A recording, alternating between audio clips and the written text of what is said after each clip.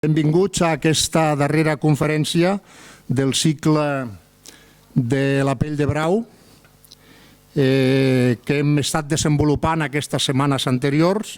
Avui ens acompanya el senyor Francisco Caamaño, amb el que te damos las gracias, Francisco. El senyor Caamaño per estar aquí avui amb nosaltres un gran esforç, o sigui, ahir o abans d'ahir estava a Santiago, aquest matí estava a Madrid, aquesta tarda està amb nosaltres, té que tornar a València aquesta mateixa nit perquè demà a les 8 del matí té classe a la universitat, o sigui que te lo agradecemos mucho, de verdad, Francisco, te lo agradecemos mucho. A veure, aquest cicle que hem anat desenvolupant durant aquestes setmanes anteriors, doncs, si té un denominador comú que ens han anat exposant tots els ponents, tant el professor Xavier Bosch com Nicolás Sartorius, com el professor Javier Pérez Royo, ha estat que aquest tema és un tema de diàleg.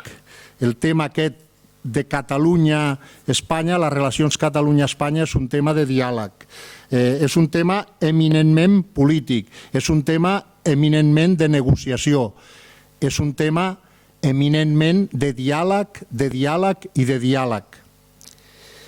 I precisament perquè nosaltres, els organitzadors, pensem que és un tema de diàleg, si hi ha una persona que representa aquest esperit de diàleg que ha representat durant tota la seva trajectòria aquest esperit de diàleg, ha estat la persona de Francisco Rubio Llorente, a la que els organitzadors hem volgut dedicar-li a aquest cicle.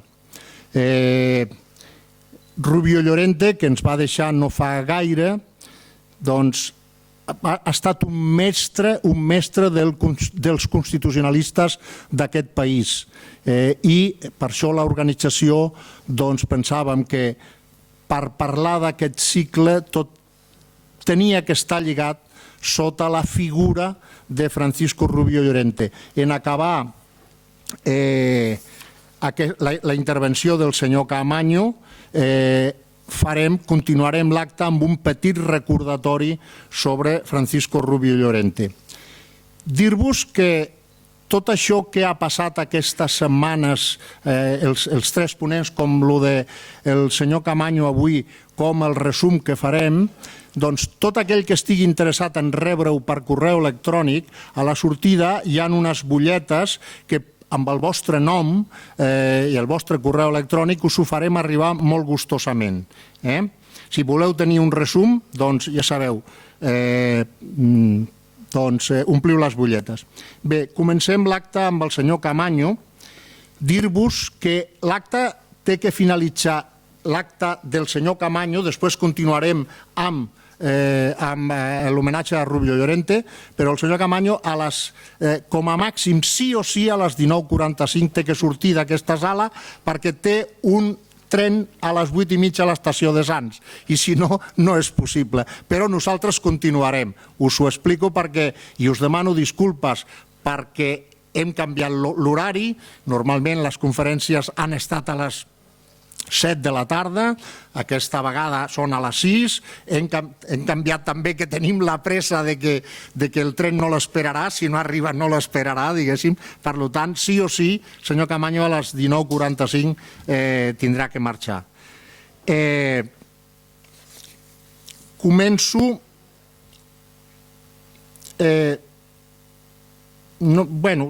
Començo amb 4 pinzellades sobre el senyor Francisco Caamaño. Ell neix a l'any 63, a un poblet de la Corunya, a C, no? És polític, professor i advocat. És llicenciat i doctor en Dret per la Universitat de Santiago de Compostela. És catedràtic de Dret Constitucional a la Universitat de València. Ha estat secretari d'Estat d'Afers Constitucionals i Relacions amb les Corts del 2004 al 2009, ha estat ministre de Justícia del 2009 al 2011, diputat per la Corunya al Congrés dels Diputats del 2011 i 2012 i diputat al Parlament de Galícia des del 2012 fins no fa gaire, em sembla, no? Ell és un expert quan va ser secretari d'Estat d'Afers Institucionals i Relacions amb les Corts, va tenir que discutir algun dels estatuts d'autonomia, sobretot molt l'Estatut de Catalunya, l'enyorat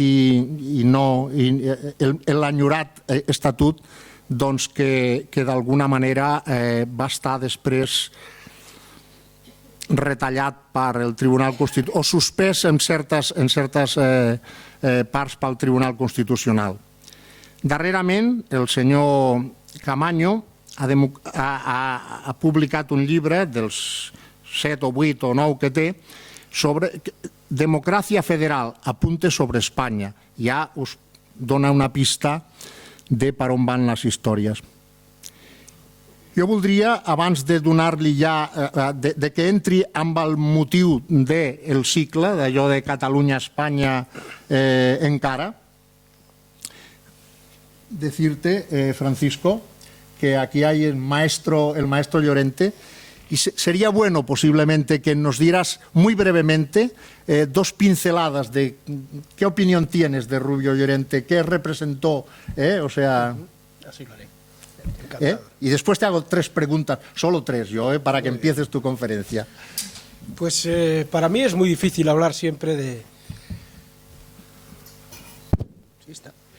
de Francisco Rubio Llorente, porque mi encuentro con él fue de estas oportunidades que a uno le da la vida. Yo era un estudioso que me encontraba en la Facultad de Derecho de la Universidad de Santiago, no lo conocía en absoluto.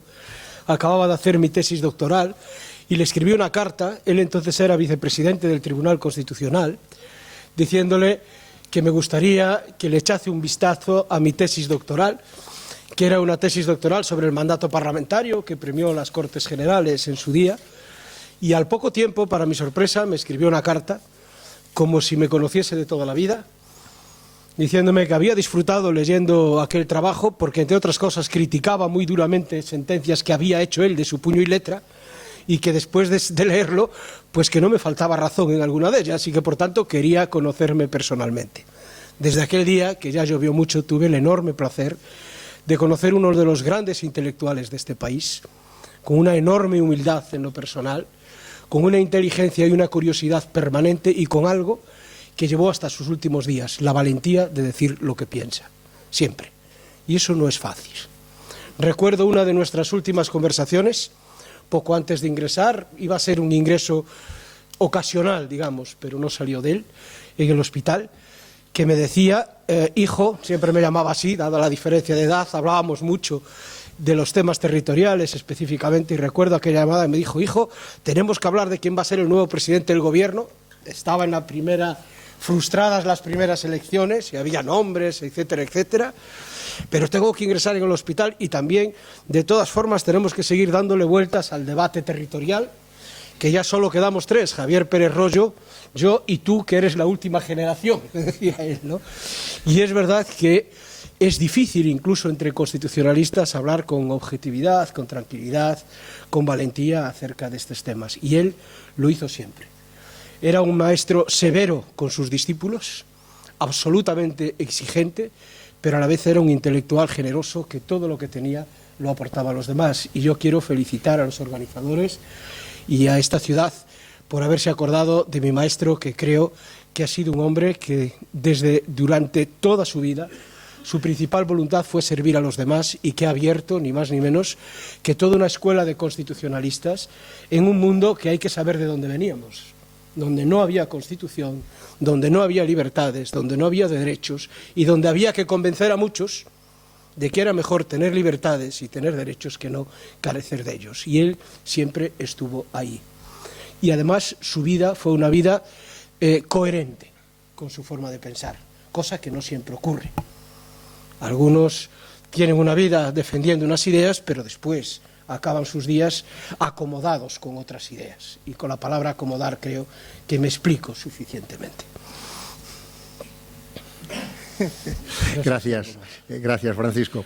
A ver, solamente te haré 3 preguntas muy sencillas, pero para una persona que sabe tanto de este tema de territorial, ¿no?, de los encajes territoriales, en este tema tan enconado como está actualmente la relación entre Cataluña y el resto del Estado, digámosle España o resto del Estado, como quieras, 3 preguntas solo. ¿Cuál es tu diagnóstico?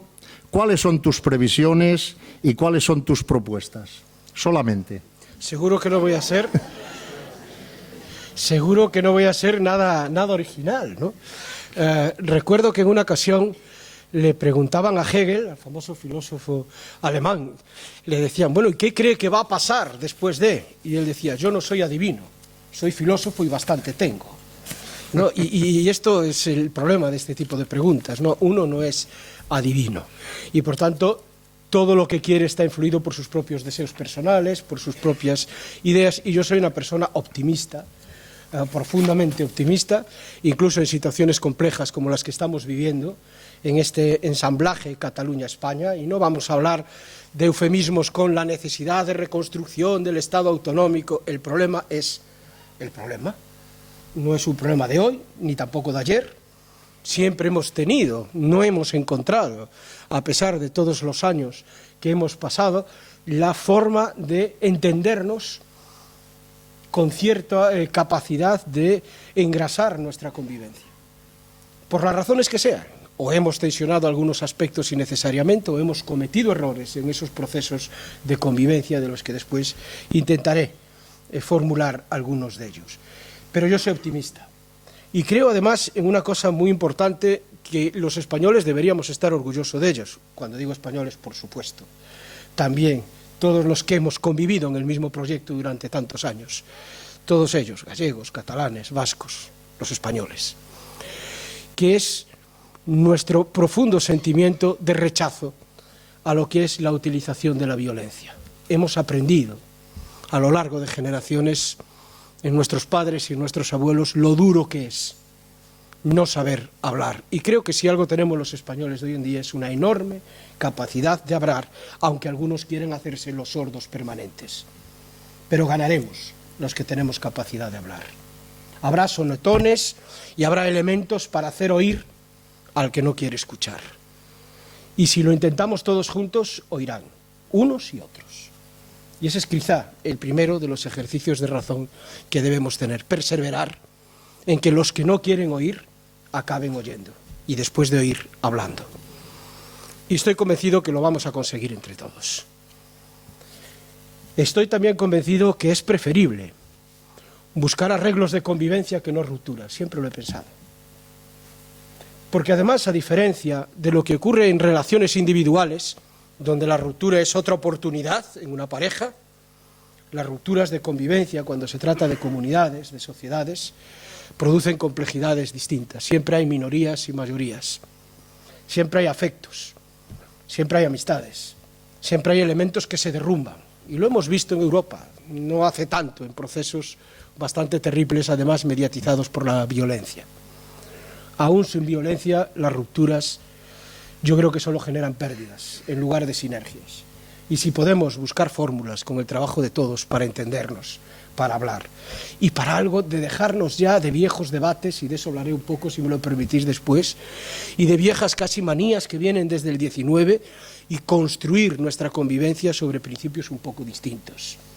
A lo mejor tenemos más que hablar de cómo cada uno debe poder administrar su identidad o sus múltiples identidades sin ningún tipo de complejo en una sociedad como la española, la europea o la que queremos muchos para el siglo XXI. Decía cuando venía en el coche con uno de los compañeros, les decía, yo conozco a muchos gallegos que son del Deportivo de La Coruña y del Barça y no pasa nada, no son incompatibles. Y cuando uno ya así con un poco de maldad le dice, oye, cuando juegue el Depor Barça, ese día no voy al fútbol, pero él sigue siendo de los dos. Pues claro, la gente puede ser de varias cosas, no tiene que ser de uno, y por ser de uno enemigo del otro, y puede administrar. y dejemos que cada uno administre con su libertad y con su responsabilidad esos sentimientos, y si lo conseguimos, entonces tendremos que sustituir elementos de nuestro lenguaje político habitual por palabras distintas. Y eso cuesta, pero se consigue. Y yo creo que ese proceso lo podemos hacer todos y, por tanto, mejorar la situación reconociéndonos en nuestras diferencias, reconociéndonos en nuestra diversidad, y porque ello nos hará, sin duda, más fructíferos. Aprenderemos más los unos de los otros y comprenderemos más los unos de los otros. Por tanto, soy optimista, creo que tiene arreglo y creo que nos va a costar mucho ese arreglo si no somos conscientes de analizar con cierta objetividad y distancia lo que nos está pasando. Y esto es lo más difícil. Tenemos fiebre y la fiebre produce alteraciones que muchas veces son consecuencia de la infección y genera a veces delirios cuando es muy alta. Yo creo que hay que bajar la fiebre de todos, situar las cosas en su lugar y analizar con cierta objetividad lo que nos está pasando. Y eso supone con cierta valentía, con ciertos reconocimientos y con la mano abierta para intentar buscar soluciones. Me quedaba una tercera, pero ya no la recuerdo. ¿Qué? No, yo te hablaba de soluciones. De soluciones, sí, pero bueno. En mi opinión, solo hay una que era para provocarte y que tú desarrollaras todo el tema, vale. Yo lo adelanto también y desarrollo un poco mi intervención, que quiero acotar más específicamente, porque hay una cuestión que me preocupa en exceso. Por los resúmenes sé más o menos la intervención de quienes me han precedido en estas jornadas y prefiero poner sobre la mesa un problema que es complejo. Intentaré hacerlo o transmitirlo con la mayor claridad posible, pero que se está dando a uno y a otro lado en esta especie de contienda de las naciones, voy a llamarlo así, y que a mí me preocupa especialmente porque está colocando las cosas en una posición que no es precisamente la más ventajosa. La solución, yo creo que inevitablemente va a pasar por una reforma de la Constitución, esto es inevitable, en mi opinión, entre otras cosas porque hace tiempo, sobre todo desde la sentencia del Tribunal Constitucional del año 2010, que no solo Cataluña, es que todos los españoles no tenemos constitución territorial. Y cuando no se gobierna Cataluña, no se gobierna España. Y esto es muy importante. Parte de la crisis política que estamos viendo en Madrid tiene que ver también con la actitud de las fuerzas políticas o de algunas fuerzas políticas en el Parlamento español. Ya no quieren entrar en una dinámica de gobernabilidad y esto produce inestabilidades mutuas. Y yo creo que eso tampoco es bueno. Soluciones las hay. El problema es primero arreglar políticamente lo que hay que arreglar y después poner los juristas a trabajar, y no al revés. Pedirle a los juristas que busquen soluciones que solo la política nos puede ofrecer. Y de eso un poco es de lo que quisiera hablarles. Mi preocupación tiene que ver con una cuestión que parece muy técnica, que parece como colateral, pero que está inundando poco a poco las informaciones que sobre el proceso y sobre todo lo que lo rodea a uno y a otro lado, para entendernos, se da cada vez con mayor intensidad y me preocupa especialmente. Llamaré a esta mi intervención, por darle un título que nos oriente, del Estatut a las leyes de desconexión, y pondré un subtítulo, el dedo que escribe las tablas de la ley. ¿Saben cuál fue aquel dedo que escribió las tablas de la ley? Me pregunto ahora quién es ese dedo que está escribiendo las tablas de la ley. Y el debate abierto en la sociedad española, con ocasión, no hay que olvidarlo, de los recursos de inconstitucionalidad interpuestos por el Defensor del Pueblo y el Partido Popular contra la práctica totalidad de los contenidos del Estatuto de Autonomía, preámbulo incluido. Y digo lo de preámbulo porque hasta ese momento el Tribunal Constitucional tenía una doctrina evidente y clara, que es que los preámbulos no forman parte de la norma y por tanto no son susceptibles de enjuiciamiento por el Tribunal. Hasta ese día mantenía esa tesis. Supuso un punto de inflexión, yo ahí coincido con personas que han estado interviniendo en este mismo ciclo, un punto de inflexión, digamos, en la tensión cultural y política que siempre se ha producido a raíz del acomodo de Cataluña en la organización política de España.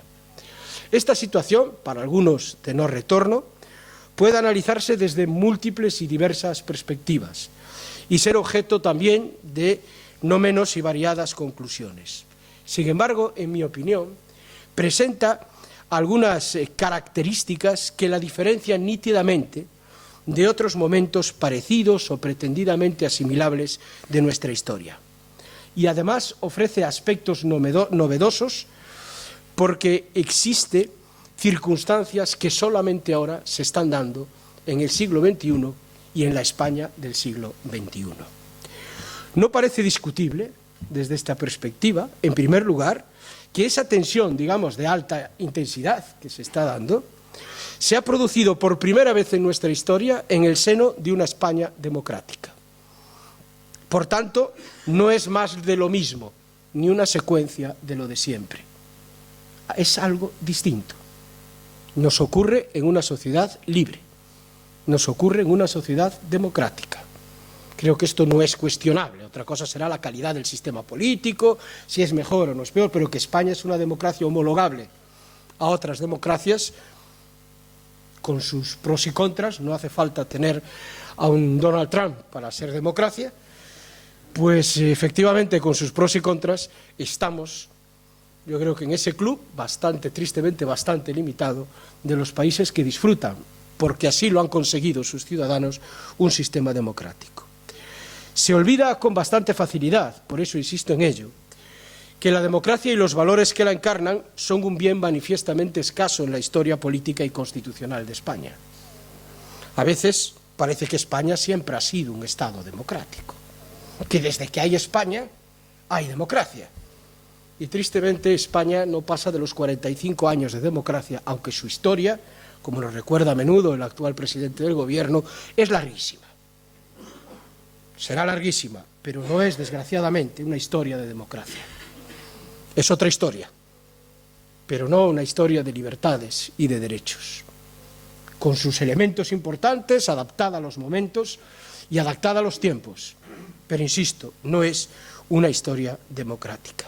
Por eso la tensión que ahora vivimos nada tiene que ver con las coronas de Castilla y Aragón o con el enlazamiento de ese nacionalismo fundador de una patria común que durante el siglo XIX y buena parte del XX sirvió de argamasa a monarquías constitucionales y dictaduras en busca de un presupuesto legitimador para justificar su poder. Y es que hablar por la nación siempre ha sido una forma bastante útil de desplazar al pueblo. No ignoro que la Constitución de 1931 fue una Constitución democrática y que abordó, además, decididamente la cuestión territorial de España. Es verdad, pero no podemos desconocer que sus previsiones normativas apenas se proyectaron más allá de los comienzos. Y además podría decirse que murieron en el intento. Duró tan poco, y una de las causas de que no durase fue precisamente el debate territorial, que no nos sirve de experiencia comparativa. Por contraposición, la crisis abierta con los recursos de inconstitucionalidad y con la sentencia del Estatut se produce en una España democráticamente normalizada. No fue al principio de la transición, fue después de años de vivir en una normalidad democrática.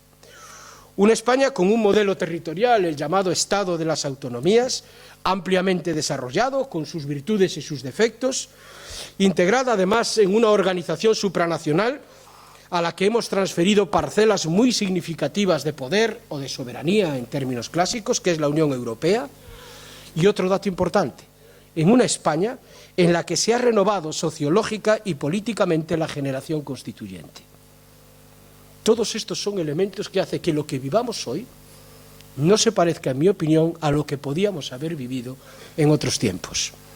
Una España democrática, una España que forma parte de la Unión Europea y que ha decidido ceder importantes parcelas de poder a la Unión.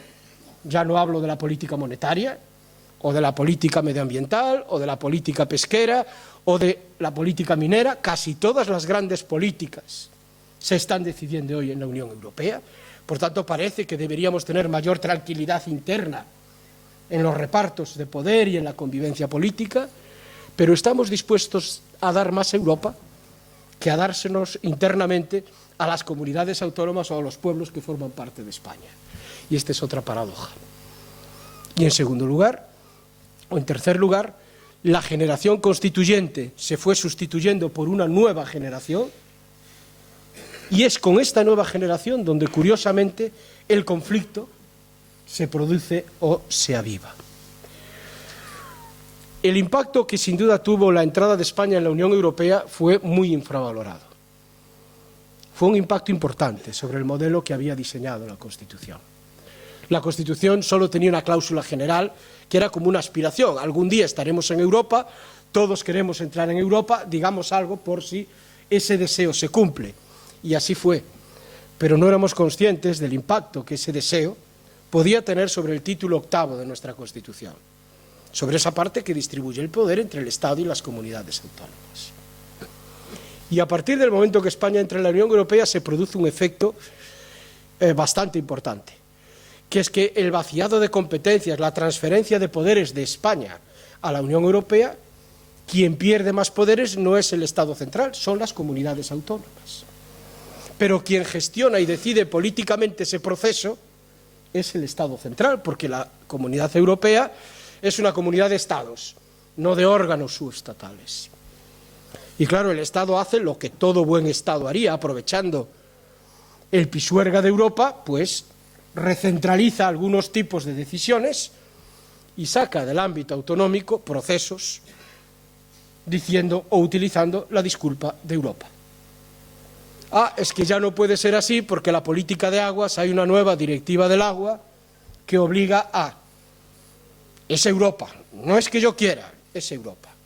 Como todos queríamos ser europeos, y cuando digo todos, hasta los nacionalistas catalanes también quieren ser europeos, o los nacionalistas gallegos, todos, pues nadie hacía cuestión.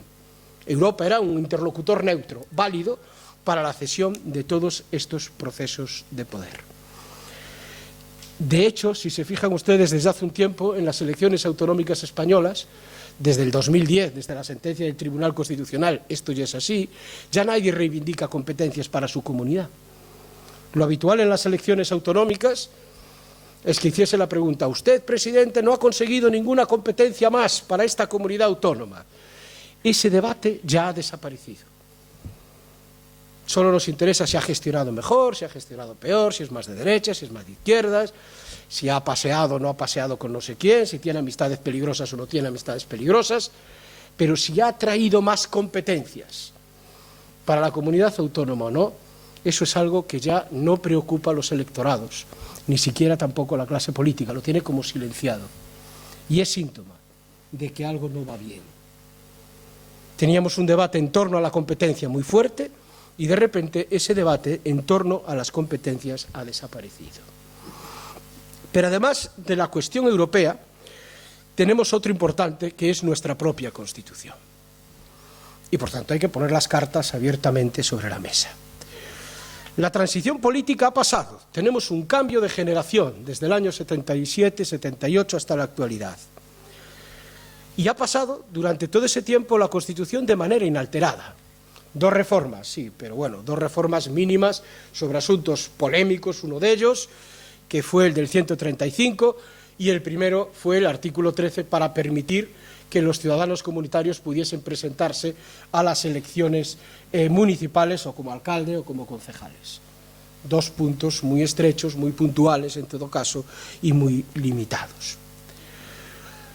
Esta Constitución, por mucho que lo intentó, arrastraba, sin embargo, algunos problemas internos. Y la pedagogía sobre la Constitución que se pretendió realizar no dio sus efectos. No se fue capaz de explicar, sobre todo a la nueva generación, que la Constitución era como era porque salíamos de donde salíamos. Y se hizo lo que era posible, no un milagro, lo posible. Pero una vez superado lo posible, debimos haber tenido el valor de mejorarla, de hacer lo que nos faltaba, y no fuimos capaces.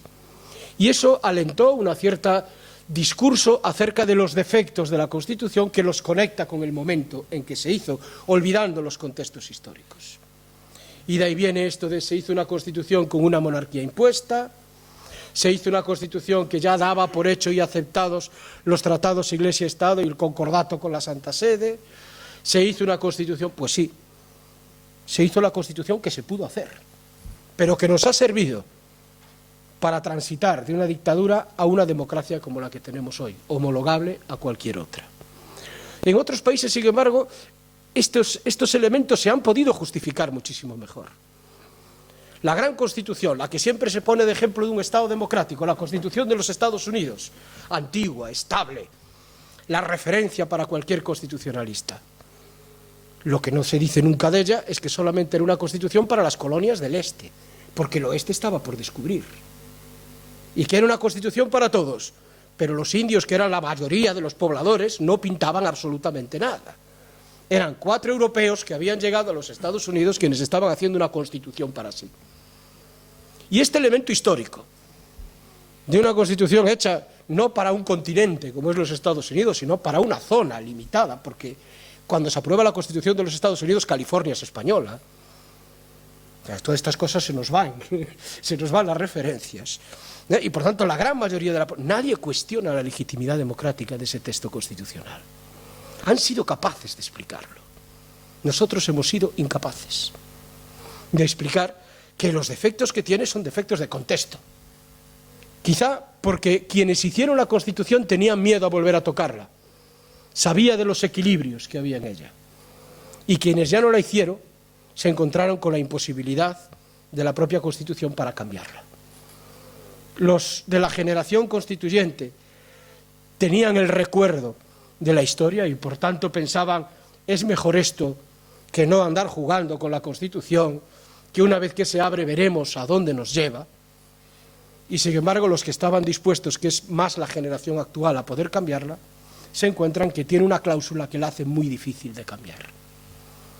Y todo esto tiene que ver con la incapacidad de modificar el Estado autonómico y el título octavo, adaptándolo a los sucesivos impactos, y por tanto no tener la elasticidad que otras constituciones, como la Constitución alemana, que lleva 50 y tantas reformas. Cada vez que hay que reajustar el Estado federal en Alemania, se cambia la Constitución. Y no hay ningún drama de país, se hace una comisión, se estudia, se analiza, y después, si hay los consensos necesarios, se aprueba el texto constitucional. Aquí tenemos un problema de salto también generacional, entre los que no querían y los que no pueden.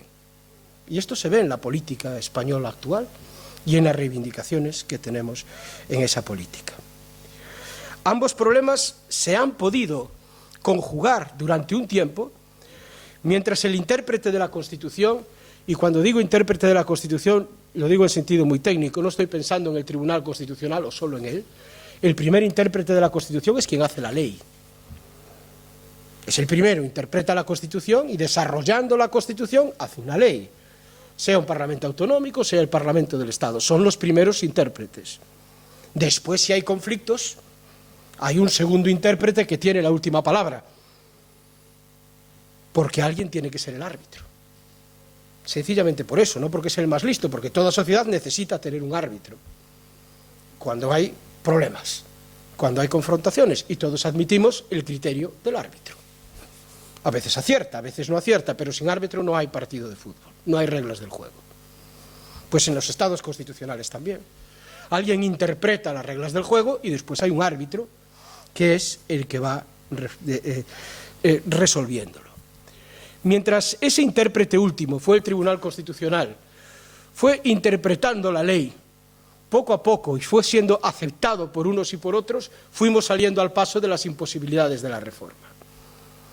No podíamos reformar, pero teníamos un tribunal que era lo bastante flexible como para ir acomodando la Constitución a la realidad de una España que iba cambiando. Y poco a poco ese papel lo cumplió. El problema es que hay un momento en que probablemente el tribunal ya no puede o no quiere, este es otro problema, seguir realizando ese papel. Ya no puede interpretar más, porque la norma que tiene que interpretar no da más de sí. O se cambia, o si no, se la tiene que inventar. Y este es otro de los problemas. Un tribunal no puede inventar las reglas del juego, puede interpretarlas. Pero hay veces que para seguir jugando el partido lo que hay que hacer es cambiar las reglas. Y si no las podemos cambiar, porque la Constitución es difícil, el intérprete al final se verá atrapado, ese árbitro, en sus posibilidades de interpretar reglas que ya no son útiles para los escenarios en los que se celebra ese partido. Por tanto, este escenario es un escenario muy distinto. a los que se han dado en otros momentos de nuestra historia. Con la sentencia del Estatut, el Tribunal Constitucional no solo puso fin a esa idea de que el conflicto pueda arreglarlo el intérprete último, y ahora explicaré brevemente por qué, sino que cegó la posibilidad de que en el futuro otros intérpretes, hablo de los legisladores, pudiesen hacer interpretaciones distintas a la que él cierra. Y este es el gran drama, en mi opinión, de la sentencia. No es tanto el acierto o el desacierto, como el hecho de decir, hasta aquí hemos llegado, y esto no da más de sí. O cambian ustedes las reglas del juego, cosa que pueden hacer, o no cuenten conmigo para que siga arbitrando con las reglas que hay. Para mí las reglas han llegado hasta aquí y son estas. Y no habrá ni una más. Claro, eso bloquea todo. Si no podemos cambiar las reglas del juego por unas razones, y además el único que las puede estirar e ir acomodando sufre agotamiento en esa función, pues nos encontramos en una situación de difícil salida. No sabemos cómo pitar ese partido de fútbol en el que todos estamos implicando. Además, yo creo que la tensión que se vive en la actualidad tiene que ver también con cierta idea que está subyacente en algunas sentencias del tribunal, que dice: yo ya no voy a seguir haciendo la Constitución Territorial de España. He llegado hasta aquí, esto es lo que he dicho durante 40 años aproximadamente, esto es el partido que le he sacado a lo que puedo decir, y por tanto yo voy a mantenerme firme en estos postulados a partir de hoy. Si ustedes quieren tener otros postulados, lo que tienen que hacer es cambiar la Constitución. Por eso, y estoy seguro que Javier Pérez Royo lo diría aquí, estamos sin Constitución territorial desde la sentencia del Estatuto. Hemos bloqueado. Ya no hay árbitro. Entonces lo que hacemos es como que no hay tensión. Vivimos, la tensión está ahí, seguimos jugando y procuramos que no haya faltas. Pero esperemos que no haya faltas serias. Y menos un penalti, porque entonces no sabremos cuál es la regla, ni quién va a decidir si ha sido penalti o no. Esta es un poco la situación que en este momento nos encontramos. ¿Por qué hemos llegado a esta situación? Muchos creen que esto ha sido un problema vinculado especialmente con la crisis económica. Otros creen que ha sido una deriva de los partidos nacionalistas, sobre todo a partir del llamado Plan Ibarretxe, recordarán que se da primero en el País Vasco y después nacen todos los estatutos de nueva generación, empezando por el Estatut valenciano, después el catalán, el andaluz, algunos más, y otros que ya no se llegaron ni a hacer, porque el tema, digamos, políticamente está como muerto, que es la peor de las situaciones en la que puede estar un problema que es de todos. Merece la pena ver un poco, aunque sea muy superficialmente, estos dos elementos. Personalmente no creo que estemos ante una nueva reedición de las tensiones económicas y que todo tenga que ver con la crisis del 2007 en adelante. Eso es algo muy de gusto de los economistas y de algunos opinadores que ven siempre entre el centro y la periferia tensiones de naturaleza económica. Y, por tanto, al final el discurso político de que sin España Cataluña viviría mejor.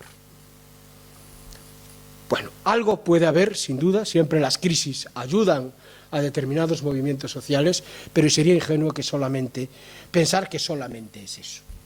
Que volviendo a un ciclo económico positivo, la cuestión del arreglo y la convivencia de España o entre españoles se va a arreglar sencillamente con las mejoras económicas. Tendrá una menor intensidad, pero el asunto seguirá estando hasta otro momento donde vuelva a recuperar la intensidad que ha tenido en estas etapas o que está teniendo en esta etapa.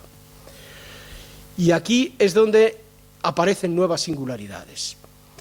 Otros consideran que lo que ha pasado es que desde el Plan Ibarretxe se ha pegado un salto, que va desde la política entendida como acción partidaria y acción electoral, y el gran debate de los nacionalismos de uno y otro tipo siempre ha dado grandes rentabilidades en la política española, porque el nacionalismo es un tema que llega rápidamente al sentimiento, es un mensaje de fácil consumo, y además en el que todos estamos. Recuerdo un libro muy interesante de Bilding que dice: aquel que dice o señala con el dedo a otros como nacionalista, él es el primero. Todos tenemos sentimientos de ser de algún lugar. Otra cosa son las intensidades con las que políticamente los expresamos.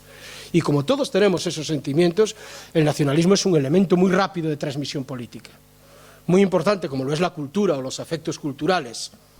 Uno se encuentra cómodo con los afines culturales, mucho más que con los que no son tan afines. Y esas afinidades, esos sentimientos, son muy difíciles de combatir con la razón.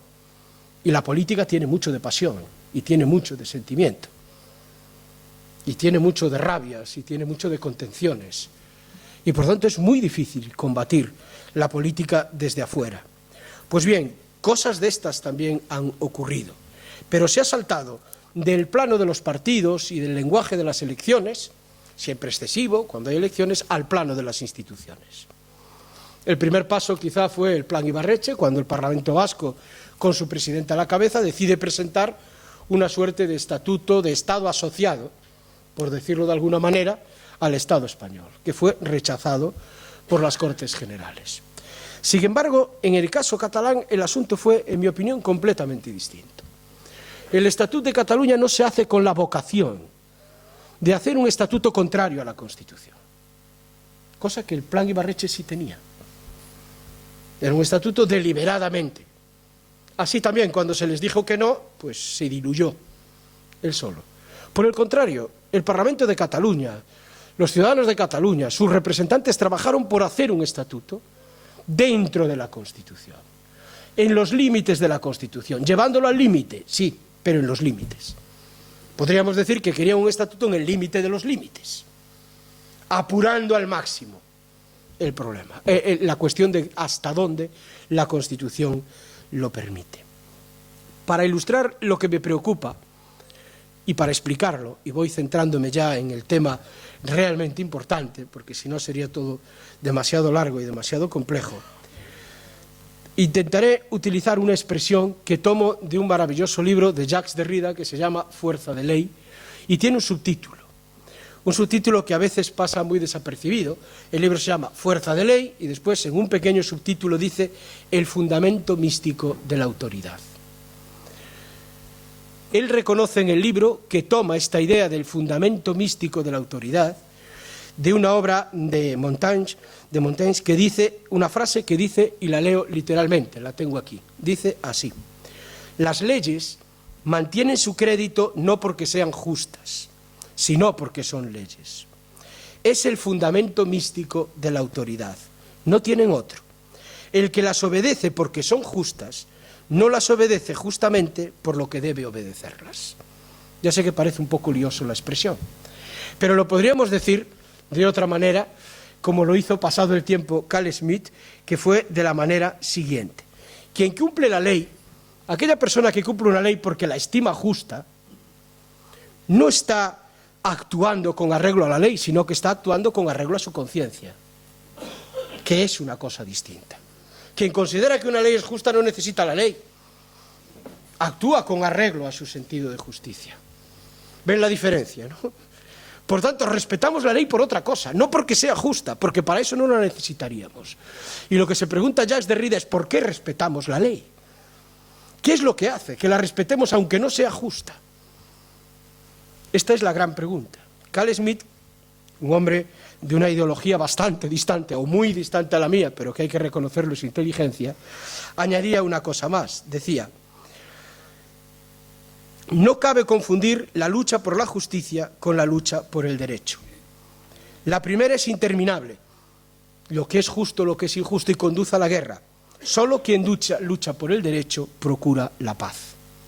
Ya sé que no son mayoritariamente juristas y que esto puede parecer muy filosófico, pero intentaré que lo vean de la manera y por qué lo veo. Porque creo que últimamente, por eso llamaba mi reflexión del estatut a las leyes de desconexión, se está produciendo un fenómeno muy singular. Yo es el primer lugar en el que lo puedo estudiar, es la primera vez que lo detecto con claridad en los diversos países que he podido estudiar, que es el de la alegalidad. En generar un derecho que no tiene fuerza de ley, pero que actúa en contra de la fuerza de ley de otro derecho. Y eso creo que es lo que está pasando o que pasó con la ley de las consultas catalanas, creo que es lo que pasa con las llamadas leyes de desconexión y con algunos otros productos normativos. Y a mí eso me preocupa. Porque si el derecho ya no tiene su fundamento místico, entonces sí que ya no tenemos nada sobre lo que hablar. No porque yo sea jurista, sino porque los acuerdos se tienen que traducir en reglas. Y las reglas tienen que tener un fundamento para que puedan ser respetadas. Y ese fundamento no es que sea justo o injusto, sino que son las que queremos y las que acordamos. Son las que nos vienen bien a nosotros para convivir. Por eso me preocupa muchísimo lo que está ocurriendo con esta especie de legislación legal a legal que se está dando en Cataluña, que también tiene otro tipo de respuesta por parte del Estado, a la que me referiré, pero me interesa analizar ese particular o pequeño fenómeno. Dice Derrida que sin esa fuerza del derecho, y termino con él, no es posible una experiencia de justicia. Pues bien, tras la sentencia del Estatut, en mi opinión, ese parece ser el empeño, el crear un derecho o una ley a conciencia de que no tiene fuerza de ley, de quienes gobiernan mayoritariamente las instituciones catalanas. Y utilizar ese derecho sin fuerza de ley como una especie de fuerza de resistencia, que dirían en la física, que se recuperará en un determinado momento. Lo explico. Ustedes saben que en física hay una cosa que se llama energía de deformación. Si yo aprieto este vaso, el vaso se va comprimiendo. La energía se produce cuando yo lo suelto y recupera su forma originaria. Claro, yo puedo generar un derecho a partir de un ideal, de yo quiero ser tal, y por tanto voy deformando mi superficie. Es un derecho que sé que está condenado a no tener fuerza de ley, que va a ser declarado inconstitucional, o que va a ser declarado ilegal, o que yo estoy convencido de que no va a valer, pero sin embargo lo apruebo igual. Genero el efecto de la deformación solo con una pretensión, que algún día, si esto se produce, este nuevo derecho encuentre su fundamento en aquel. Y esto se está dando, curiosamente, en mi opinión, en Cataluña, y esto está produciendo un desgaste del valor del derecho como elemento del diálogo, que es lo que realmente me preocupa. Y no me preocupa como jurista, me preocupa porque los pactos hay que escribirlos en algo. Por eso hablaba del dedo que escribe las palabras de la ley, como un subtítulo a esta forma de hablar. Y lo explicaré muy resumidamente para que podamos hablarlo entre todos. Como decía, cuando se hace el Estatuto de Cataluña, no se pretende hacer un estatuto contra la Constitución. Se pretende hacer un estatuto contra determinada forma de interpretar la Constitución, que es distinto. Cataluña considera que la Constitución está siendo interpretada de manera distinta a como él considera que se puede interpretar. Este es el debate, de ahí la llamada bilateralidad. Usted interprétela para otros como quiera, pero yo considero que respecto de Cataluña eso no es lo que la Constitución permite, que la Constitución permite más. Yo quiero estar dentro de esa Constitución, pero no comparto su interpretación. Este es el primer punto de partida. El problema es la estrategia que se sigue para combatir el punto de partida. Y aquí empieza la primera de las dificultades, que es intentar que una norma, como es un estatuto de autonomía, que es una norma, no es una servidumbre de paso, ni es la que regula los arrendamientos urbanos, ni las expropiaciones. Es una norma profundamente política, con un alcance simbólico, una norma que está hecha para que las instituciones funcionen. La estrategia que se sigue es la de hacer una norma que impida cualquier otra interpretación, salvo la que el legislador catalán quiere. Es decir, oponer una interpretación de la Constitución que no gusta a una nueva e imponer esa interpretación nueva, al menos en lo que se refiere a Cataluña, a través del Estatut. Y para evitar que pueda haber otras en el futuro hay que agotar todos los márgenes de la página. Es decir, escribir todo lo que se nos ocurra para que nada se pueda escapar. Agotarlo todo. Si yo agoto todos los escenarios posibles, el único intérprete seré yo. No dejaré vacíos, no dejaré lugares a la duda, no dejaré espacios por donde el Estado pueda entrar y volver a hacerme lo que ha pasado, a construir una interpretación contraria a la que yo tengo. Esa fue un poco la estrategia y, de hecho, pocas normas legales se han trabajado tanto como probablemente el Estatuto de Autonomía de Cataluña. El Institut estuvo trabajando años, como ustedes saben, de estudios autonómicos, invitando a profesores españoles de todos los países, analizando sentencia a sentencia, punto a punto, en un intento de reinterpretar, de coger el código que interpretaba la Constitución y hacer una nueva programación, pero utilizando el lenguaje del mismo código. Hoy, dirían nuestros hijos, en un intento de hackear la interpretación de la Constitución. Y digo, hackeo es la utilización del mismo lenguaje para, alterando la programación, conseguir objetivos distintos. Cuando uno coge una pinza de la ropa y la utiliza para apretar papeles, está hackeando una pinza de la ropa. Fue pensada para colgar la ropa, no para hacer de clip, pero a mí me ha servido. Vale. La utilización en el derecho, en la informática igual, de dentro del mismo código reprogramar. Esa reprogramación es, dicho así con palabras muy sencillas en las que nos podemos entender todos, el enorme esfuerzo que hace el legislador catalán en la redacción del Estatut. El problema de ese enorme esfuerzo de hacer una interpretación que no deje espacio a otras interpretaciones y redireccionar todo lo que había antes, supone convertir el Estatuto de Autonomía en todo lo contrario, en mi opinión, a lo que debe ser una norma de esa naturaleza. En lugar de una norma flexible, hecha para el diálogo y para hacer política, en un corsé súper resistente, en un blindaje, recuerdan la palabra, blindaje, donde toda palabra, donde todo concepto, solo puede ser interpretado como se ha querido. Y oiga, con todos los respetos al legislador, y yo ayudé en parte a elaborar o a corregir desde el Congreso algunas de las cuestiones que tenía esa norma. El Estatuto, en un Estado complejo como es el español, donde hay gobiernos y cogobiernos, tiene que ser como cualquier otra norma que afecta al poder, una norma de diálogo, una norma que permita sentarnos, una norma que permita que a veces haya más autonomía y otras veces menos.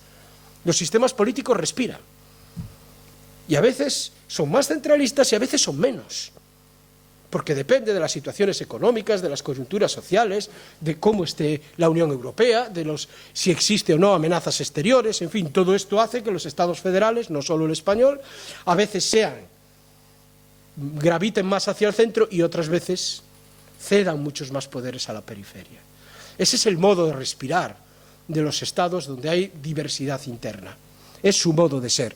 El Estatut suponía, sin embargo, una especie de corsé, de coraza de acero, para mantener una interpretación e impedir esa flexibilidad. Y fue era uno de sus primeros grandes inconvenientes.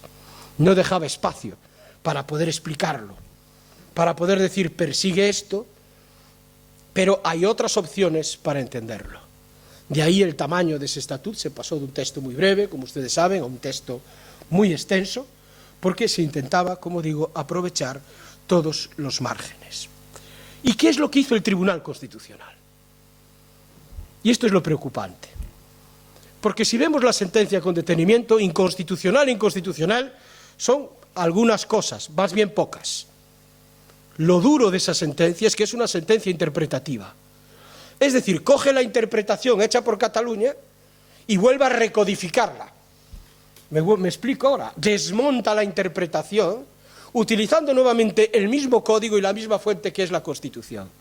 Pero además, en esa función de desmontar la interpretación, dice dos cosas. Uno, aquí solo interpreto yo, y yo he dicho todo esto, y como ya lo he dicho, no pienso cambiarlo. Primer problema, porque podía haber hecho autocrítica sobre algunas líneas de jurisprudencia y haber dicho, pues sí, han cambiado las cosas, esta sentencia era del año 85 y estamos en el 2006. Y por tanto se puede reajustar y ser flexible. No, actuó con la misma inflexibilidad, por decirlo de alguna manera. Y volvió a reinterpretar, y tanto lo hizo, que ha convertido a su sentencia en el cierre posible de cualquier otra interpretación de la Constitución. Ha agotado el discurso. Y al agotar las capacidades de interpretación del texto constitucional, nos encontramos en la situación que nos encontramos, sin constitución territorial o bloqueada. Esta manera de hacer derecho, en la que se utilizan los elementos de la legalidad para atacar la legalidad, pero dentro de la ley, esto me parece tan complejo, es lo que se está dando como fenómeno que a mí me sorprende muchísimo, en mi opinión, especialmente con el derecho de Cataluña, desde el Estatut, por eso lo llamaba así, hasta las leyes de desconexión, y se seguirá dando. También hablaré de lo que creo que está ocurriendo con el derecho del otro lado. Pero me preocupa especialmente ese, porque entonces las palabras ya empiezan a tener otros contenidos. Y además entramos en el juego de las palabras. Y los ciudadanos empiezan a ver las palabras y los significados de las cosas con otra dimensión. Y es cuando aparece algo como el derecho a decidir, que es una palabra nueva, un elemento nuevo para el derecho. Derecho a decidir. ¿Qué es, al fin y al cabo, el derecho a decidir? Pues es una forma, una pretensión de decir que un pueblo tiene derecho a pronunciarse sobre sí mismo, sobre su propio destino, más o menos. Se puede ser independentista o no, de alguna manera sería el derecho al referéndum, esto es lo que se defiende mayoritariamente. Pero esto para los juristas supone una contradicción enorme, porque supone un reto entre democracia y derecho, o democracia y ley. ¿Qué es primero? ¿La ley o la democracia? Porque esa es la pregunta. ¿Qué es primero, el derecho a decidir o la decisión? Es como el huevo y la gallina, lo que pasa es que aquí es muy serio. La única forma de sostener que existe un derecho a decidir cuando no está reconocido en ningún lado es afirmar que esto es algo que existe por naturaleza, como el antiguo derecho divino o como el derecho natural. Sin embargo, en democracia no hay más derecho que aquel que los hombres y las mujeres aprobamos a través de los mecanismos de representación que existen. Por tanto, si una ley no reconoce un derecho, ese derecho no existe en una democracia. Dicho con otras palabras, en una democracia existe el derecho a decidir si primero se ha decidido que exista. Y así ha ocurrido en Canadá, que tanto ponen de ejemplo. Primero es el Tribunal Supremo del Canadá el que dice debe existir un derecho de esta naturaleza y después se hace la ley, la Clarity Act, la ley de claridad. Y una vez hecha la ley, hay el referéndum. Y así ocurre en Escocia. Primero es el acuerdo, es el pacto, y después es el referéndum. Lo que no hay es un derecho previo. No hay nada parecido a un derecho a decidir. ¿Por qué? Porque en democracia la decisión se tiene que tomar de acuerdo con alguna regla. Siempre tiene que haber algunas reglas que determinen la decisión. Por tanto, no es posible que sea primero la democracia y después la ley, o dicho de otra manera, es una pregunta que solo conduce a un oxímoron, a un absurdo, no tiene salida. Todo Estado democrático es un Estado que necesita del derecho, porque sin el derecho no hay democracia, o sin la ley no hay democracia, y sin democracia tampoco hay ley, en el sentido de expresión de la voluntad general. No hay uno primero y otro después, se dan los dos. Sin embargo, aquí se está utilizando una especie de presupuesto que es, primero es la democracia y yo genero un derecho distinto que es capaz de combatir el derecho del Estado del que formo parte. A eso me refería a hacer un derecho sin fuerza de ley. Yo no tengo la autoridad, porque hay un pacto previo, pero sin embargo lo hago. Y entonces, como no hago una ley, porque no me dejan de referéndum, hago una ley que llamo de consultas populares. Y aquí empezamos ya los juristas a desorientarnos absolutamente. ¿En qué se diferencia un referéndum de una consulta popular? ¿O usted lo que pretende es hacer bajo la denominación consulta popular un referéndum?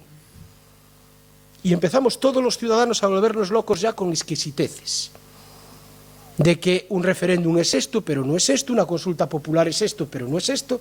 Yo siempre pensé que el referéndum era una modalidad de consulta popular. Pues ahora parece ser que no. Que son cosas distintas. Y además lo llevamos al Tribunal Constitucional. Entonces nos suelta una sentencia para hiperespecializados que no hay manera casi de descifrar la diferencia que hay entre un referéndum y una consulta popular, porque al final nos vienen a decir, hombre, referéndum es aquel en el que se consulta a todo el pueblo, y consulta popular cuando se consulta a una parte de ese pueblo. Y dices tú, vale, bien. Entonces será consulta medio popular, o medio pensionista, no será popular. Entonces, es muy difícil. Empezamos a deteriorar las palabras, que es a lo que quiero ir. Y eso transita en el discurso político con mucha facilidad. Deterioramos el lenguaje que nos une que en este caso, que nos puede unir en el futuro, es el lenguaje de las categorías, de las normas, el lenguaje del derecho, para poder formalizar las cosas. Vamos a hacer elecciones, pero le llamamos elecciones plebiscitarias. Claro, un plebiscito no tiene nada que ver con un proceso electoral. Son cosas distintas. Sin embargo, de repente en Cataluña iba a haber unas elecciones plebiscitarias con una ley, que evidentemente es una ley de elecciones que nada tiene que ver con el plebiscito. Pero así se decía, así se hablaba, así se le comentaba a los ciudadanos. Había como un paraderecho que era contrario al derecho. Como no lo puedo hacer, lo hago. Como tengo las instituciones para hacerlo, hago un derecho que no tiene fuerza de ley, pero que tiene apariencia de derecho. ¿Qué busco con eso? Que algún día, si consigo mi objetivo, la deformación, si consigo finalmente mi objetivo, entonces eso legitime el poder que ahora sí ya tengo. No sé, parece bastante complejo de explicar, pero este derecho alegal, porque no es que sea ilegal, es alegal, es un elemento de combate del derecho que sí tiene la fuerza de ley. Y eso está generando un desgaste enorme, no solo desde el punto de vista del derecho, sino sobre todo lo está generando desde el punto de vista de la comprensión ciudadana de lo que ocurre. Porque las cosas empiezan a llamarse de otra manera. Nada es lo que parece ser. Y además esto produce un efecto contrario, que es el reactivo. El derecho no fue pensado para tener espacios de alegalidad. O hay la ley, o se es legal, o se es ilegal. Esto de moverme en territorios de nadie es lo peor que le puede ocurrir a un sistema jurídico. Esto que se llama, por buscar alguna palabra, alegalidad. No es legal, pero tampoco es del todo ilegal. Y esto es un poco a lo que últimamente estamos viendo con algunas leyes, le llamamos leyes de desconexión, a leyes que tienen parte de elementos inconstitucionales, pero que otros no lo son. Y de hecho el tribunal ha enjuiciado ya alguno y ha dicho, este artículo es inconstitucional, pero este no. Con lo cual da la sensación de que el Tribunal Constitucional ha legitimado las llamadas leyes de desconexión. Y alguien podría decir en Cataluña, hombre, tan malas no son porque ha ido al Tribunal Constitucional y solo de 10 artículos ha declarado inconstitucionales 2, por lo tanto 7 de la ley de desconexión valen. Claro, el problema es la terminología. En la misma trampa incurre el Tribunal Constitucional cuando admite el recurso de la Abogacía del Estado contra la declaración del Parlament de Cataluña a favor de la independencia y del derecho a decidir, la recordarán.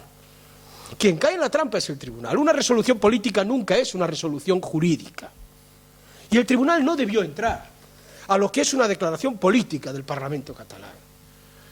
Y al hacerlo ha provocado un efecto del que no es consciente, pero que es peor, porque lo que ha hecho, recordarán todos ustedes, fue decir, hombre, el derecho a decidir no existe en estos términos, pero en estos otros sí. Porque eso es lo que dice el Tribunal Constitucional, interpretado así como la posibilidad de utilizar el procedimiento de reforma, no como un derecho a tener un referéndum, sino que si ese referéndum es el referéndum de la reforma, el derecho a decidir puede existir. Pero mire usted, ni España ha regulado el derecho a decidir, ni Cataluña lo ha regulado normativamente, ha sido una mera declaración política. Quien le ha dado fuerza de ley al derecho a decidir, curiosamente, ha sido la sentencia que lo ha interpretado la resolución del Parlamento de Cataluña. Porque a partir de ahora yo mentiría a mis alumnos en clase si les digo el derecho a decidir no existe. Tendrán que decir, no, no existía. Hubo una resolución política del Parlamento de Cataluña, no una ley, que lo decía, pero llegó al Tribunal Constitucional, por las circunstancias que sean, y a partir de esa sentencia el Tribunal Constitucional ha dicho que puede existir, pero siempre que sea de esta otra manera. Manera que no le interesa absolutamente a nadie. Con lo cual hemos innovado un concepto que no le interesa ni a unos ni a otros. Solo porque el Tribunal Constitucional incurre en la trampa de la legalidad, de tratar cuestiones jurídicas como jurídicas cuestiones que no lo son. Y al hacerlo, aunque él crea que acierta, en mi opinión, se equivoca. Un tribunal de justicia debe tratar aquellos asuntos que se pueden resolver en derecho, dejar la política al lado de la política y el derecho en el ámbito del derecho. Porque cuando no lo hace y utiliza estos elementos de alegalidad para tratarlos desde el derecho, genera este tipo de situaciones que le acabo de describir. De manera tal que podríamos decir que en algunos aspectos normativos el derecho institucional de Cataluña, estoy poniendo estos ejemplos, leyes de desconexión, la ley de referéndum, están todas recurridas, me estoy refiriendo a esto, no a otras normas, son como un derecho, una suerte de derecho anfibio, ¿no? Está entre la tierra y el mar, se adapta a la legalidad y a la legalidad, mientras no se dice lo contrario. Y esto es un poco también lo que le pasó al Estatut, que fue el primer ejemplo de intentar reprogramar para moverse contra una interpretación en ámbitos de legalidad, esperando que esa legalidad fuese validada por quien tiene la fuerza de ley. Lo que ocurrió es que el estatuto, que tenía fuerza de ley, cuando es aprobado por el pueblo catalán, por las Cortes y en referéndum por el pueblo catalán, la pierde el día en que hay una sentencia que juega a reinterpretar el propio estatuto. Ese día el estatut perdió la fuerza de ley, pero se desataron otras fuerzas, que no son precisamente las de ley. Y estos son los problemas que el constitucionalismo debe atender. Esta relación entre la realidad política y el derecho es el elemento principal en que unos y otros debemos de estar. Pues bien, frente a esta actitud, y termino ya con todo el respeto, insisto, de hackeo técnico del derecho, de como no me lo admiten, le voy a dar la vuelta y le voy a llamar de otra manera y lo voy a probar igual y voy a esperar a que después digan que no vale, sabiendo que deliberadamente me van a decir no hay otra opción, que es inconstitucional en algunos casos, se complementa con la reacción desde el otro lado, donde nace una especie de derecho constitucional del enemigo, por decirlo de manera suave, que es una interpretación o reinterpretación también de algunos instrumentos normativos que se apuran, eso sí, se dice que por necesidades de todos, pero realmente solo pensando en el supuesto conflictivo del que estamos tratando aquí, como es, por ejemplo, cambiar la ley orgánica del Tribunal Constitucional para establecer funciones ejecutivas respecto de sus sentencias e incluso atribuirle, en su caso, funciones que, en mi opinión, solo son propias de un juez penal. Pero ha ocurrido. Y nunca se dice, esto se hace porque puede haber un problema en Cataluña. No, es porque hay que darle al tribunal los poderes suficientes para que ejecute sus sentencias. Mire, durante 40 años no hizo falta, desde que se aprobó la ley orgánica, y se acuerda ahora. Y me quiere decir que eso ocurre ahora y que eso no tiene nada que ver con lo que nos está ocurriendo. No, ocurre porque está reaccionando frente a una situación. Con lo cual, unos y otros están estirando demasiado el lenguaje con el que nos podemos entender, y eso es lo que me preocupa, porque va a haber diálogo, no tengo duda, pero lo que no podemos hacer es seguir estirando las palabras de la ley. No puede haber tantos dedos escribiendo en las tablas, porque entonces las emborronan y nadie entenderemos nada de lo que las tablas dicen. Eso era lo que quería ponerles de manifiesto hoy. Sé que es una preocupación muy técnica, que probablemente es difícil de transmitir, y podría hablar aquí sobre cuestiones mucho más complejas, sobre el significado de los vacíos, de las lagunas, etcétera, etcétera, pero la idea, la preocupación que quiero transmitir es la siguiente: no debemos alargar estos procesos de desencuentro cuando hay instituciones que tienen capacidad de hacer derecho, porque al final la mayoría que está en las instituciones, y aquí vuelve a haber otro de los grandes debates, si uno lo ve desde la óptica española, por así decir, la mayoría que está en las instituciones no representa a todos, sino a una mayoría. ¿Vale? Esto es una visión que se dice, bueno, no, pero el Parlamento de Cataluña lo que están haciendo no es lo que piensan todos, sino la mayoría que gobierna. Se especifica a veces desde España. Mientras que desde otro lado se dice, lo importante es precisamente la regla de la mayoría, y nos llevaría al derecho a decidir. Ni lo uno ni lo otro. La democracia y el Estado es representativo, no hay otra manera de hacerlo. El Estado es una ficción, es una representación, es un escenario que ordena nuestra convivencia. Representación en el sentido teatral. Y los parlamentos existen para eso, para amplificar realidades, representar realidades. Cuando perdemos ese tipo de referentes, y esto es lo que yo creo que está ocurriendo no solo en este contexto ya, también en la política, cuando uno cree que porque está en Twitter ya es un editor y genera sus propias noticias, y entonces los medios de comunicación dejan de hacer, pues en la política está pasando algo igual, todo el mundo quiere decidir sobre todo a golpe inmediato, y no hacen falta reflexiones, y después, claro, gana las elecciones en Estados Unidos quien las gana, el Brexit nos da las sorpresas que nos da. En Colombia hay un proceso de paz que después parece que nadie quiere. Es decir, están ocurriendo cosas muy extrañas en estos últimos años que nos están tocando vivir. Esperemos que esto vuelva a su lugar. Y tiene que ver con la pérdida esta de que la vida pública es una representación y no todos son actores de primer nivel. Elegimos a los actores y les damos nuestra confianza, y si no nos gustan los cambiamos. Pero son actores. Nosotros solo hacemos el casting del reparto, que no es poco. Pero después hay que dejarles que interpreten la obra. Pues bien, el problema que yo estoy viendo en nuestra situación, volviendo al tema, es que el lenguaje de la obra, insisto, se está empezando a complicar. Y unos ya hablan de unas cosas y otros de otra, y no coincidimos en el vocabulario. Y no es un problema de idiomas, créanme. Es un problema de hacer ver dentro de la ley visiones distintas de unos mismos conceptos. Y si esto no se le pone un cierto estímulo para que lo frene con el paso del tiempo, si no se crean algunas comisiones en las que empiecen unos y otros a poder hablar de todas estas cosas, es decir, vamos a estarnos quietos, vamos a poner cordura en los procesos institucionales, pues a lo mejor las palabras y las leyes se nos deterioran demasiado, y también la función de los tribunales, peligrosamente hacia el futuro, y entonces las cosas sí que pueden ser mucho más difíciles de arreglar. Como les decía, yo personalmente soy optimista y espero que estas cosas vuelvan siempre a sus cauces y que nuevamente, porque eso al fin y al cabo es la democracia, es diálogo, entendimiento, y una vez que hay un diálogo y un entendimiento, entonces, conjuntamente pactadas las reglas del diálogo, pactaremos también las reglas con las que queremos vivir. No hay lo uno sin lo otro. No hay democracia sin ley. Y no hay ley sin ese fundamento místico de la autoridad, que no es otro en una sociedad democrática que la manifestación y la diversidad de las personas que viven y afectan la convivencia en ese Estado. Muchísimas gracias.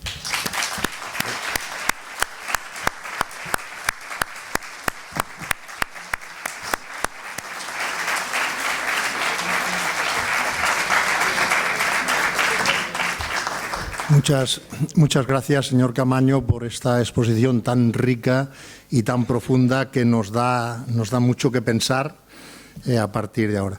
Es norma de estos debates que el público pueda preguntar. Nos quedan solamente 15 minutos el señor Camaño tiene que marchar, como ya os he explicado antes. Si os parece, abrimos un turno de palabras. Por allí al fondo ya veo una persona. Por aquí hay otra persona.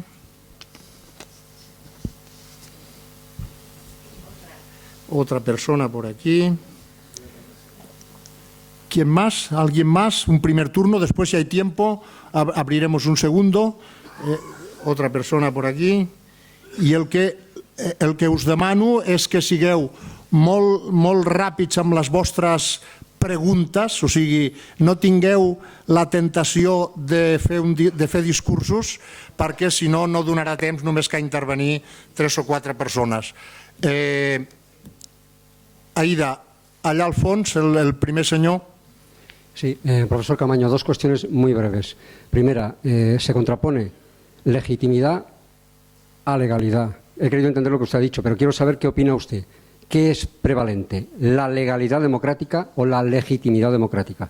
Y segunda cuestión, su compañero Javier Pérez Royo dijo el otro día, el lunes pasado, insistió una y otra vez en que el referéndum era inevitable. ¿Usted lo ve como inevitable? Aida, aquí davant, espera, Francisco, hacemos 3 o 4 en bloque. Aquí davant, Aida.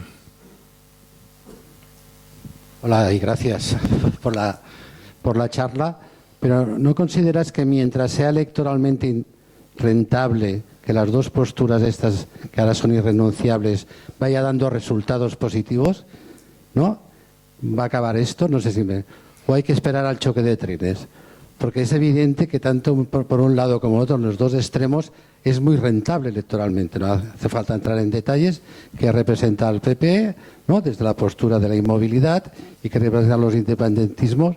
Claro, esto es muy rentable, aquí están los resultados. Yo la expectativa, hasta que esto no llegue el choque de trenes, veo difícil que llegue esa posibilidad de diálogo. L'altre? Sí, no, Aida, ell? Sí. I després aquí. Sí, la aceleración independentista aquí en Cataluña se legitima en la falta de disposición mínima al diálogo por parte del gobierno español hasta ahora, el gobierno del PP, naturalmente.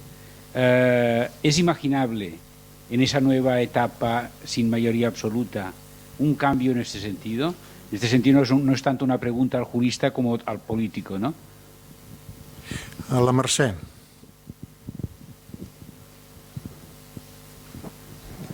Gracias por la conferencia. Salimos de aquí un poquito más sabios. No, yo quería preguntarle, en esa situación que estamos en Cataluña, donde cada vez el gobierno, las instituciones están judicializados, donde realmente luego el presidente, el antiguo presidente de la Generalitat, la presidenta del Parlamento, cuando hay tanta gente ya judicializada, perdón, ¿qué puede pasar? O sea, ¿qué pasará delante de toda esta situación? Tenemos una gente que cada vez que abre la boca se le pone, o cada vez que toma una decisión, la respuesta del Estado es llevarlos a juicio, y entonces la respuesta es gente a la calle. Bueno, esto es peligroso. Estamos entrando en un juego, yo creo, muy peligroso. Quería su opinión sobre esto. Comienzo por la primera de las preguntas. ¿Qué prevalece, la legitimidad o la legalidad? Yo creo que ahí es donde está la trampa.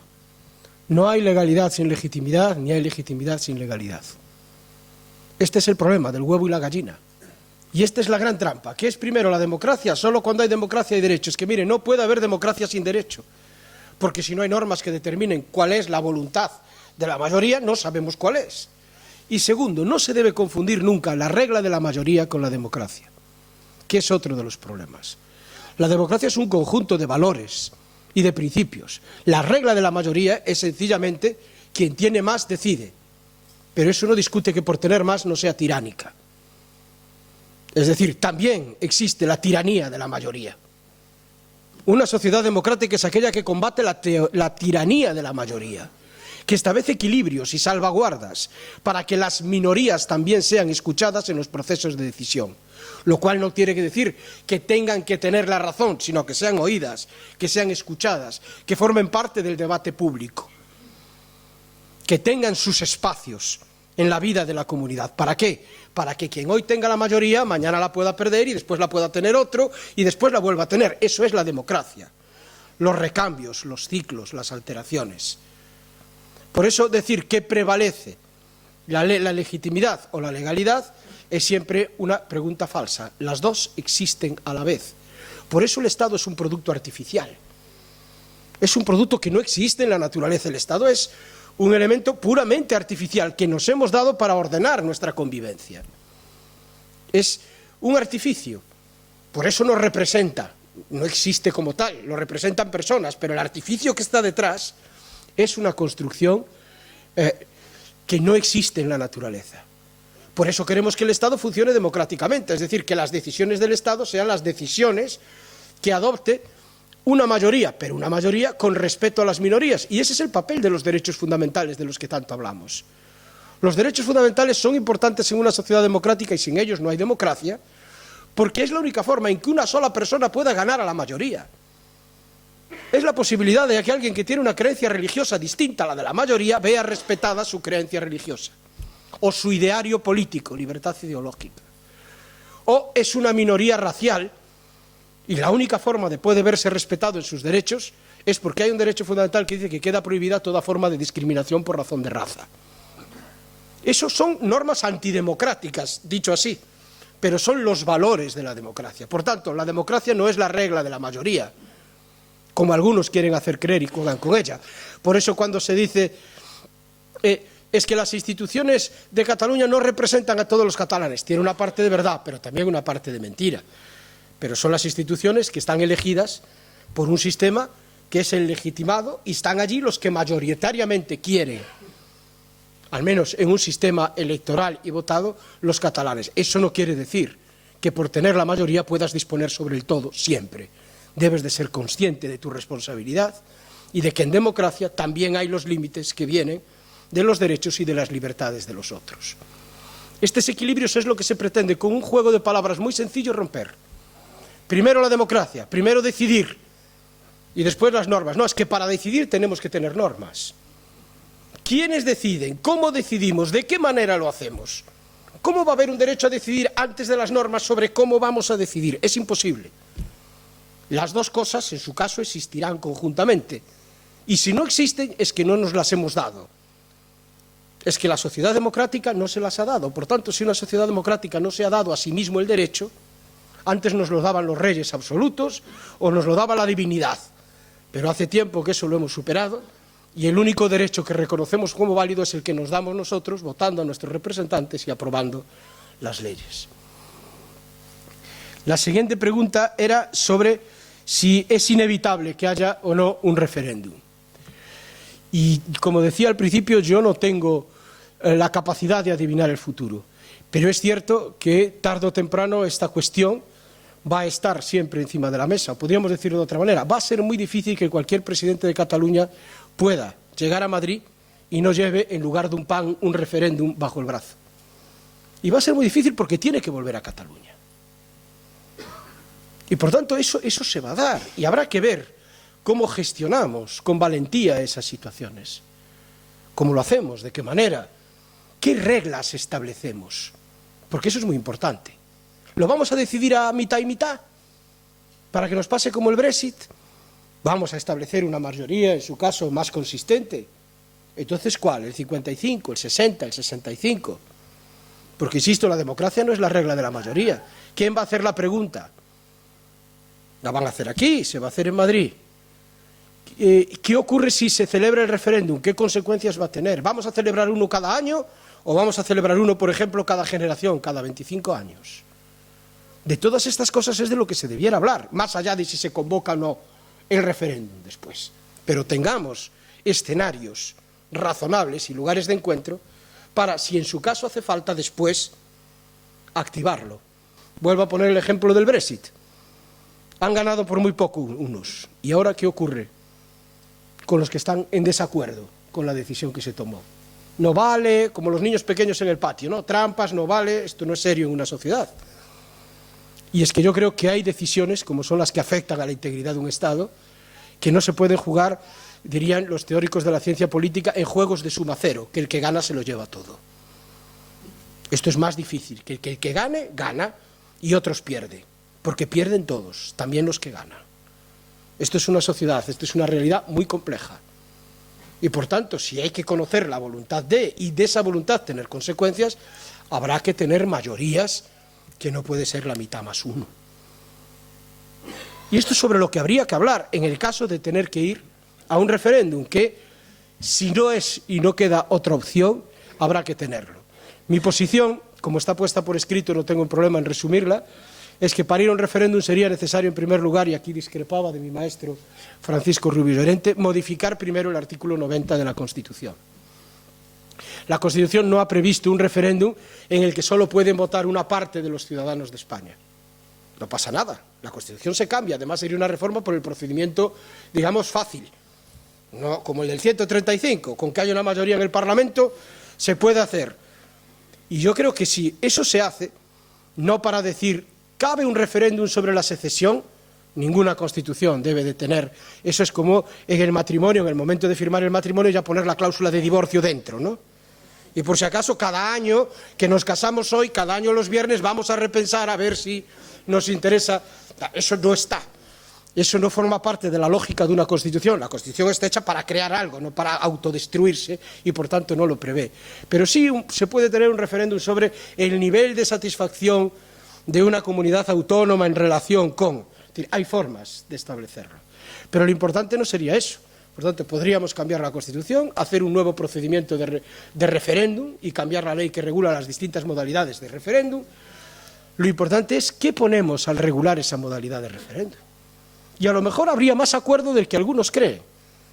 Es decir, hombre, no, pues 50-50 no, vamos a poner el 60. Vamos a poner que la pregunta la hace, se discutiría. Pero ya solamente sentarse y hablar, ya estaríamos avanzando muchísimo. Vamos a ver en qué caso se puede plantear. Pues cuando 2 legislaturas continuadas, la mayoría de 2/3 de un parlamento autonómico lo pida, vale, no puede ser la ocurrencia de un diputado. Pide un referéndum y como nadie le dice que no, pues lo hacemos. No. Establecer mecanismos serios. Y además tan fácil como decir, cuando todo esto se dé, habrá un debate de política general en las Cortes Generales, para que nadie diga que no se siente la opinión de todos, y en su caso, celebrado este debate, con la mayoría que se pueda determinar o no, o la fórmula que se establezca, en ese caso el presidente del Gobierno ahora sí tendrá la obligación de convocar el referéndum. 5 minutos. Vale. Por tanto, podríamos darle muchas vueltas a esta cuestión, pero como ven, pasan por arreglar los problemas de verdad antes de ir a ¿lo hacemos o no lo hacemos? No, si lo vamos a hacer, hagámoslo bien. Hablemos cómo lo vamos a hacer y después ya veremos si lo hacen, porque si ponemos el 60 habrá muchos que digan ahora no toca, vamos a esperar 10 años más. Claro, es que estas cosas son así y por tanto, sin embargo, lo quieren tener. O sea, nadie pierde, pues mira, lo tengo, no lo puedo ejercer ahora, pero ya veré, voy a trabajar por hacerlo y los otros serán conscientes de que está ahí y que por tanto habrá que hacer políticas de integración y de entendimiento y no políticas distintas para que lo que no quieras que ocurra, no ocurra. Y esas cosas no son, por tanto, buscar ese tipo de acuerdos y de escenarios yo los veo positivos. El siguiente elemento era, partía de los réditos electorales de la confrontación. Yo voy a confesar aquí algo, como nadie nos oye, ni se graba, que no suelo decir en público, pero a mí el debate de la nación me tiene un poco cansado. De unos y otros, me tiene cansado. Llevamos desde que se inventó esto en el siglo XIX, los españoles somos las personas que más hablamos y discutimos sobre la nación. Nos pasamos el día, que si la soberanía nacional, que si la nación, la no nación, que si la nacionalidad. Tenemos un debate que solo tiene sentido en la política española. Fuera de la política española, la intensidad de este debate no se entiende mucho. Por ejemplo, si uno dice, pues yo voy a hablar con los escoceses de este tema y le dices, oye, vosotros, lo de la nación, pues sí, Escocia es una nación, no tenemos ningún problema. Y entonces la soberanía nacional, no, eso no existe. ¿Cómo no existe? ¿Quién la tiene? ¿Escocia o el Reino Unido? No, ninguno de los dos, porque la soberanía es del Parlamento. La idea de soberanía nacional no existe en la mentalidad de una persona del Reino Unido, porque su soberanía está en Westminster, en el Parlamento. Otra cosa es el sentimiento de nación. Por tanto, no está aunada como en España. Es un problema típicamente español, por poner un ejemplo muy breve. No, y así con todo, hemos creado una especie de campo intelectual de batalla, sobre todo electoral, para la contienda electoral, que efectivamente da muchos réditos, pero que nos está agotando a todos como ciudadanos. Y la única forma de impedirlo es que alguien tenga la capacidad de ilusionar con un discurso completamente distinto. Ya ni siquiera que somos una nación de naciones, mejor ni citarlo. Hagamos un proyecto de convivencia común, donde todos podamos gestionar con libertad, como gestionamos nuestras creencias políticas o religiosas, también nuestras pertenencias interiores. Y uno que se siente más catalán que español, estupendo. Y otro que solo catalán, estupendo. Y otro más europeo que gallego, magnífico. Si a mí no me importa, a mí lo que me importa es que usted se sienta cómodo aquí en su espacio, yo le reconozca sus diferencias en los ámbitos en los que tiene que tenerlas, culturales, educativas, etcétera, etcétera, y podamos compartir el día a día un escenario de encuentro y de entendimiento. Si consiguiésemos eso, sin utilizar tanto las palabras naciones y la palabra soberanía, creo que probablemente nos iría mejor a todos. 2 minutos, 2 pinceladas que te quedan. Me quedan 2. Falta de disposición al diálogo. Me dice aquí porque ahora que está un gobierno, digamos, sin mayoría absoluta, sí va a haber mayor disposición al diálogo. El problema no es un gobierno sin mayoría absoluta, el problema son las fuerzas que pueden apoyar a ese gobierno. Digamos que políticamente ese tipo de decisiones son más estratégicas y van más allá de la mayoría estricta del gobierno, sino de las mayorías que en determinadas políticas pueden ser apoyo para un gobierno. Y esta es la incógnita que vamos a tener. Con Ciudadanos, que parece que va a ser una fuerza de apoyo al gobierno, sabemos más o menos, todos los aquí presentes, qué papel va a tener. Con el Partido Socialista, pues yo hoy le pongo un interrogante. No soy capaz, claro, lo digo sinceramente, de adivinar qué va a ocurrir en todo esto, pero desde luego cuanto antes se tomen decisiones para desbloquear la situación, aunque solo sea vamos a crear algo para ponernos a hablar, para sentarnos, para entendernos, vamos a descomprimir algunos escenarios, porque detrás de estas contiendas de la nación existen personas que viven en lugares, que se saludan en las calles, que tienen parientes en otros lugares de España, que quieren llegar a fin de mes, que tienen necesidades y que quieren vivir tranquilas y que quieren defender su identidad, por supuesto.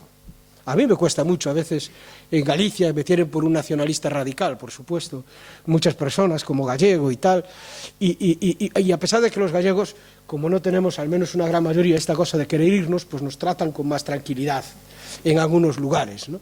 O al menos no insisten tanto en querer irse.